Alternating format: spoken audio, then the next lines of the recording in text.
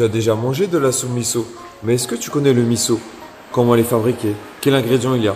Eh ben, je t'explique tout dans cette vidéo. Bon, maintenant que j'ai mon plus beau bandana, on attaque la fabrication du miso maison. Pour 3 kg de miso, 700 g de soja, 350 g de sel et 1 kg de koji de riz. On balance le soja dans un sac hermétique et c'est là que commence le sport.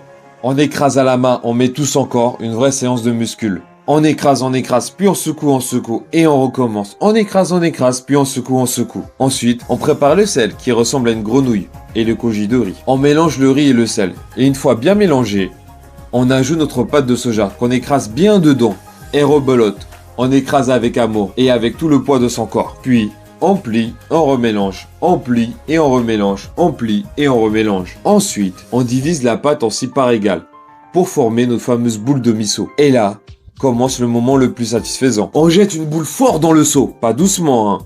Puis une deuxième, même punition. On le balance au fond et on tasse avec le poing. On tasse bien avec le poing et rebelote pour les 4 autres. Une fois bien tassé, on creuse les bords avec les doigts, jusqu'à 3 phalanges, pas plus. Ensuite, on couvre de cellophane. On étale bien et on ferme le couvercle, comme si c'était le One Piece. Maintenant, on attend 4 mois avant de goûter. Mais si tu veux voir le résultat en septembre 2025, abonne-toi et reviens. Un grand merci à Koizumi Kojiya pour cette expérience unique et le côté fun et ludique qu'elle a apporté. Vivement la dégustation.